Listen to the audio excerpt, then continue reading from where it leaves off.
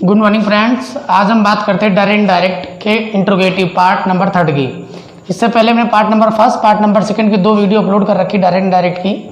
आज ये number 3 video है, 3rd वीडियो है डायरेक्ट और इनडायरेक्ट की, इंट्रोगेटिव वाले सेंटेंस की। इंट्रोगेटिव सेंटेंस की डायरेक्ट इनडायरेक्ट जो होते हैं बच्चों, वो 2 टाइप से बनते हैं।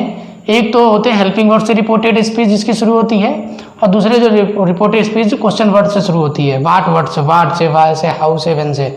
तो आज हम बच्चों बात करते हैं पहले इंट्रोगेटिव डायरेक्ट और इनडायरेक्ट की। Direct indirect interrogative sentences.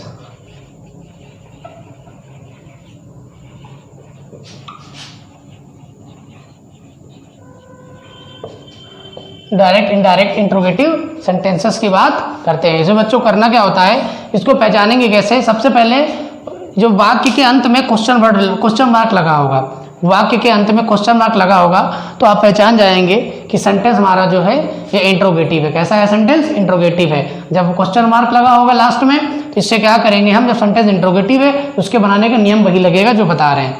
सबसे पहले क्या होगा, सेड दे रखा हो या सेड टू दे रखा हो, इसमें कोई मतलब नहीं है सेड हो या सेड टू हो, सेड हो या सेड टू हो, कुछ भी दे रखा हो उसको चेंज करेंगे आस्क्ड में, ठीक है, या इंक्वायर्ड ऑफ में चेंज करते हैं। सेड या सेड टू को किस में चेंज करते हैं? आस्क्ड में चेंज करते हैं, ठीक है। और कॉमा लगा करके, कॉमेट को हटा के क्या करते हैं, यदि हेल्पिंग वर्ब से शुरू है, यदि रिपोर्टिंग वर्ब हेल्पिंग वर्ब से शुरू, किससे शुरू है? यदि हेल्पिंग वर्ब से शुरू है तो कॉमेट को हम हटा के क्या लगाएंगे? इफ या वेदर, वेदर भी लगता है, इफ या वेदर, तो इफ लगाएंगे। तो कॉमेट को हम हटा के हेल्पिंग वर्ब, यदि रिपोर्टेड स्पीच इधर वाला हिस्सा आपका, यदि कॉमेट इन्वर्टर कॉमा से शुरू है और यदि इधर वाला हिस्सा जो है हेल्पिंग वर्ब से शुरू, किससे शुरू है?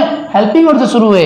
रिपोर्टेड, देखो इधर वाला हिस्सा रिपोर्टिंग वर्ब कहलाता है, इधर वाला जो हिस्सा होता है रिपोर्टिंग वर्ब कहलाता है। रिपोर्टिंग वर्ब क्यों कहलाता है ये भी समझ, बहुत सरल याद करने, क्योंकि इसमें सेड है, आस्क्ड है। ये सेड आस्क्ड क्या है? वर्ब है, जिसमें वर्ब आए वो रिपोर्टिंग वर्ब है, और बाकी बचा हुआ हिस्सा रिपोर्टेड स्पीच कहलाता है। जो रिपोर्टेड स्पीच वाला हिस्सा है इसमें बच्चों, अगर ये रिपोर्टेड स्पीच वाला जो इधर वाला पार्ट होगा यदि हेल्पिंग वर्ब से शुरू होता है तो क्या लगाएंगे? इफ, कॉमा इन्वर्टेड कॉमा हटा के क्या लगाएंगे? इफ, ठीक है। तो कुछ नहीं करना है, सेड या सेड टू हटा के आस्क्ड करना है। बाकी हेल्पिंग वर्ब से अगर सेंटेंस शुरू हो रहा है तो उसको कॉमेट कॉमा हटा के इफ लगाएंगे। इसका ध्यान रखना, बाकी रूल सारे वही रहते हैं। सेंटेंस बनाते हैं उसको देखते हैं बच्चों।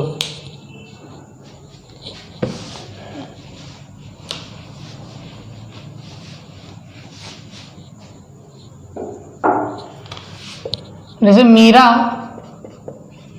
Said to Sheela, will you buy this book, question mark लगा दिया। Meera said to Sheela, will you buy this book, तो क्या करना होगा, मीरा, ये सेड टू है ना, क्वेश्चन मार्क लगा है लास्ट में, क्या लगा है? Question mark. जब क्वेश्चन मार्क दे रखा होगा तो आपको ये सेड टू को किसमें बदलना? आस्क्ड में। किसमें बदलना होगा? आस्क्ड में। अभी तक किसमें बदलते थे? असर्टिव जो सेंटेंस होते हैं उसमें टोल्ड में बदलते थे, जो असर्टिव सेंटेंस होते हैं उसमें टोल्ड में बदलते थे, लेकिन यहां पर क्या करेंगे? आस्क्ड में चेंज करेंगे।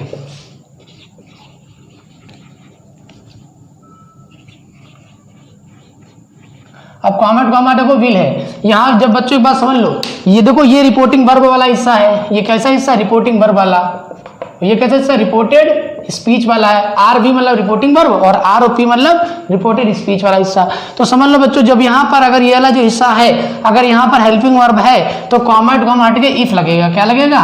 इफ लगेगा। समझ लीजिए विल है, वुड है, कैन है, कुड है, मे है, माइट है, सेल है, शुड है, डू है, डज है ना, इज है, एम है, आर है, हैज है, हैव है, हैड है, जितना मैंने बोला ये सब हेल्पिंग वर्ब है। अगर ये यहाँ पर आती है शुरुआत में तो यहाँ पर क्या लगेगा? इफ, ये ध्यान रखिएगा।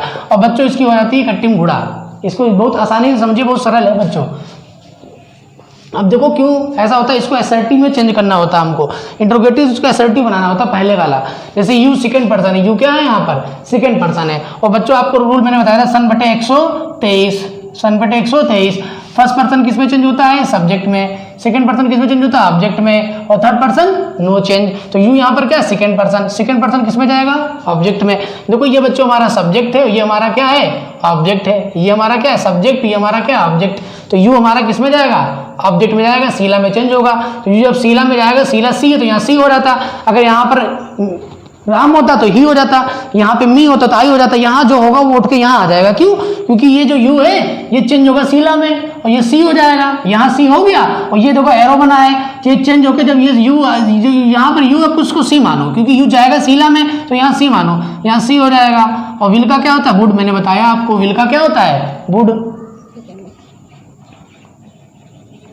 ये बच्चों यहाँ सी कैसे है आप समझ गए आप लोग? ये यू चला गया शीला में, यू किस में चला गया? शीला में। शीला सी है, सी हो गया, ये यू इधर आ गया, ये यू ये वाला यू ये जो है सी बन गया और सी यहाँ पर आ गया, एरो बना ना ऐसे, सी यहाँ आ गया।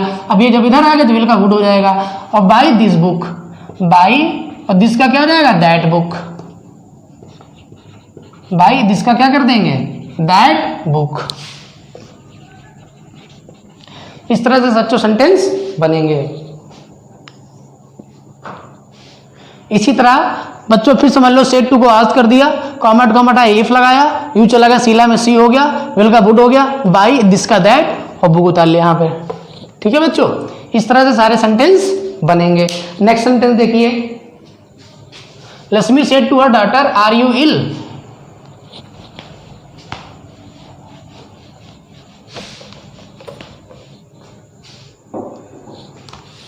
Lakshmi said to her daughter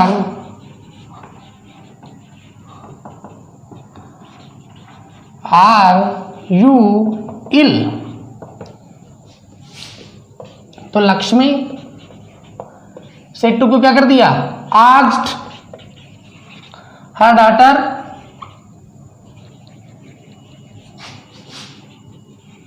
अब कॉमेट कॉमेट है, इफ लगा क्योंकि यहाँ पर आर है, is, am, are, was, were, can, would, may, might, shall, should, has, have, had, है ना।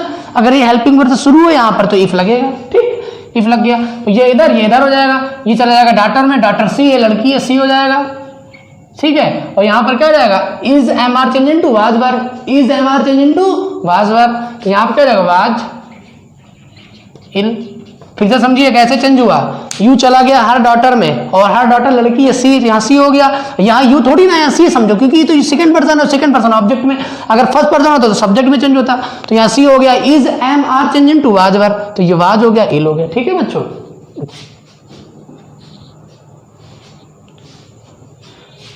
जैसे सेंटेंस है, she said do you love me.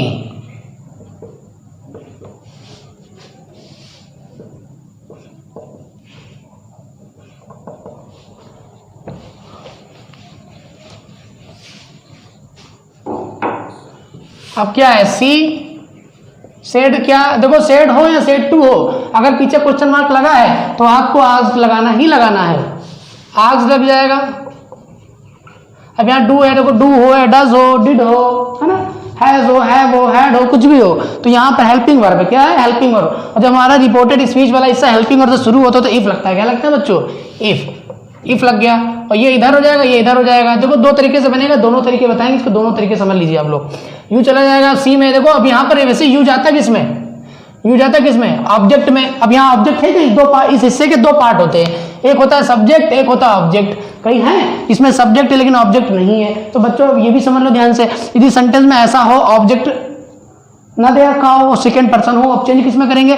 जब हमारी इसकी दो टांगे हैं, दो लेग्स हैं इसकी, जब एक लेग्स टूट गई तो फिर एक लेग्स के सहारे रहेंगे नहीं रहेंगे। जब ये टांग नहीं है तो फिर इसी टांग पे निर्भर हो जाएंगे। तो सेकंड पर्सन जो है ऑब्जेक्ट में जाता है, लेकिन जब ये ऑब्जेक्ट है नहीं तो यहाँ जो होगा उसके अकॉर्डिंग चेंज कर देंगे। जो सब्जेक्ट होगा, फिर अगर ऑब्जेक्ट नहीं है तो सेकंड पर्सन सब्जेक्ट में चेंज होगा जाके। तो यहाँ यू है तो यहाँ यू सी में चला जाएगा, सी हो जाएगा। डू का डिड हो जाएगा, लव। ठीक है, बात समझ में आ रही बच्चों? डू का क्या हो जाएगा? डिड, इधर लव, और इधर मी दे रखा, हमने बोला एकदम इधर मी दे रखा हो, इधर सी हो, कितनी बार आप लोगों को बताया है, तो हर हो जाता है। इधर मी इधर सी हो, हमेशा हर होगा। एक तरीका देखो ये बन गया, ठीक है, ये यू चला गया, यहाँ जाता है यहाँ पर, लेकिन यहाँ कुछ है नहीं ऑब्जेक्ट, तो ये यहाँ चला जाएगा, सीधे कहाँ चेंज होगा, ये सीधे जाके इसमें चेंज होगा, सी में, तो यहाँ सी आ जाएगा, डू का डिड, लव हर। एक तरीका। दूसरा देखिए, ये दो तरीके से बनता है, और लगा हुआ सी सेट को क्या कहते हैं, आस्क्ड, कॉमेट कॉमा हटाया इफ के बाद क्या किया, यू चला जाएगा सी में, सी।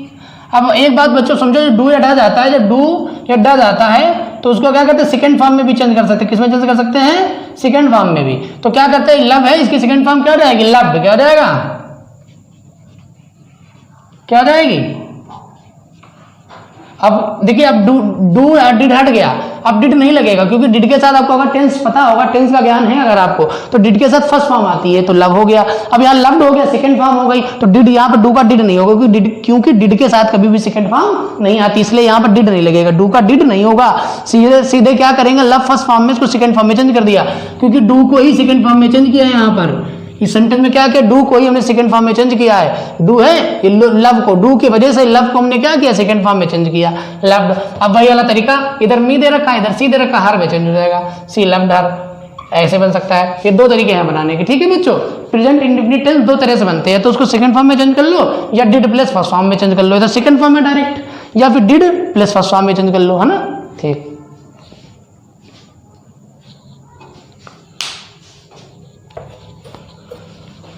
जैसे सेंटेंस है, Gopal said to Hari, did you not go there.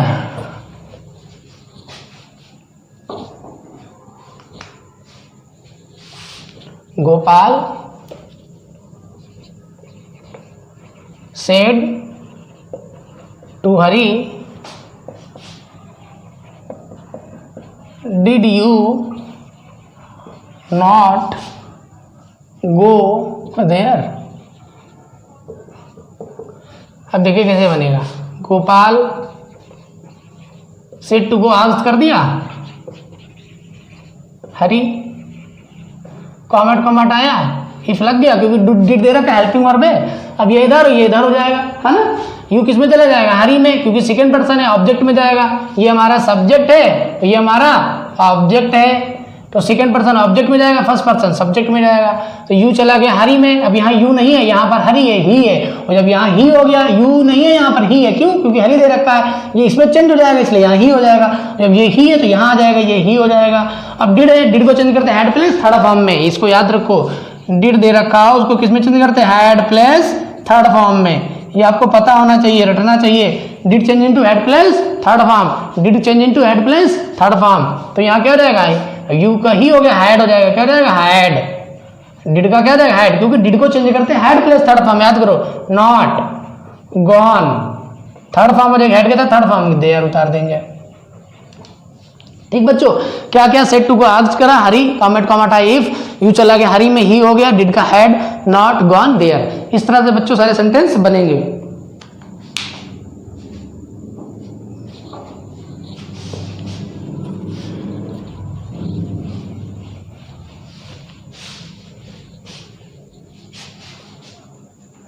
इस तरह से बच्चों, अब ग्रुप ए वाले थे, अब ग्रुप बी वाले भी सेंटेंस इस तरह बनते हैं, जिसमें व्हाट है, हुम है, सबसे पहले दे रखा होता है। लेकिन पहले हम इसी पे डिस्कस कर लेते हैं, इसी तरह के सारे सेंटेंस बना लेते हैं ताकि समझ में आ जाए।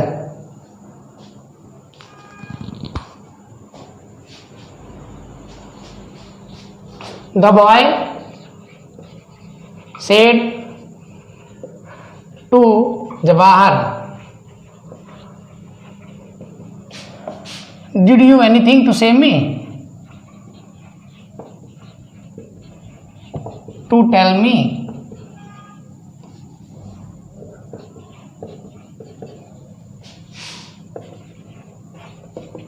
The boy said to Jawahar, did you anything to tell me.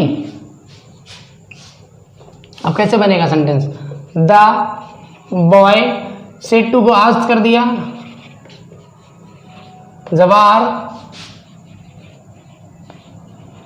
Comment comma हटाइए, इफ हो जाएगा, ये इधर हो जाएगा, यू चला जाएगा, जवाहर में सेकंड पर्सन है यहाँ पर, अब ये जवाहर लड़का ही है, तो यहाँ यू नहीं, यहाँ ही हो जाएगा, ही, डिड का हैड हो जाएगा, एनीथिंग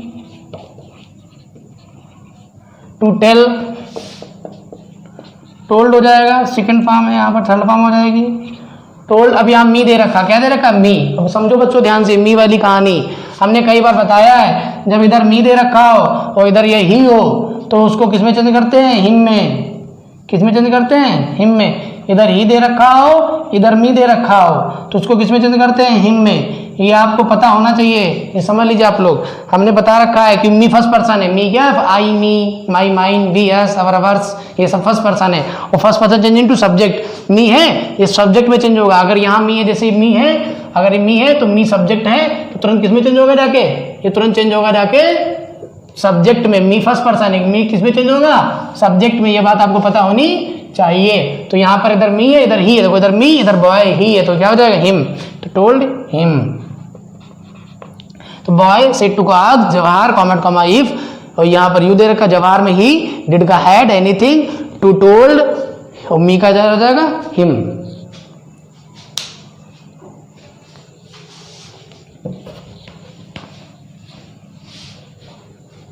अब नेक्स्ट क्वेश्चन है, the king said do you really come from China. The king said do you really come from China?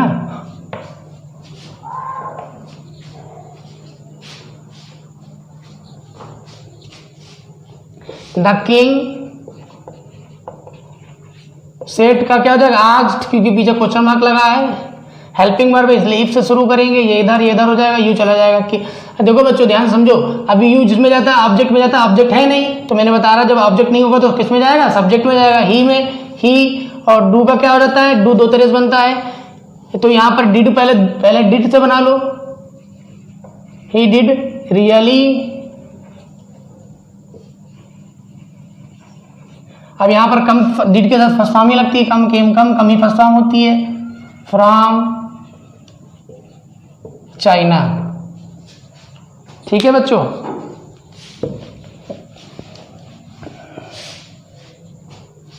अगर चाइना नहीं समझ में आ रहा है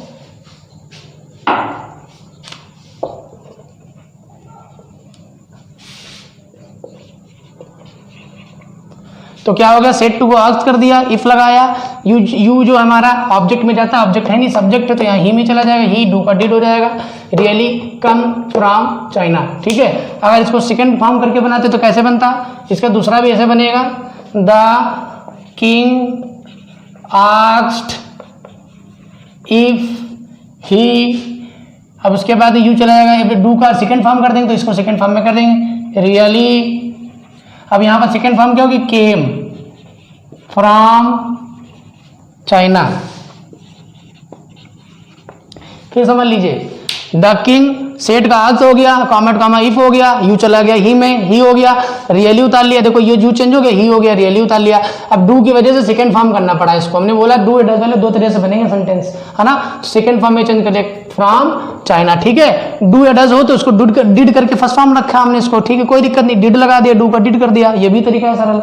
और ये भी तरीका है, इसको इसमें चेंज कर दिया, फिर सेकंड फॉर्म में हमने इसको जो है सेकंड फॉर्म में कर दिया, क्योंकि जो है अगर डू का डिड में नहीं चेंज करेंगे फिर सेकंड फॉर्म लगानी पड़ेगी। ठीक, इस तरह सेंटेंस बनेंगे।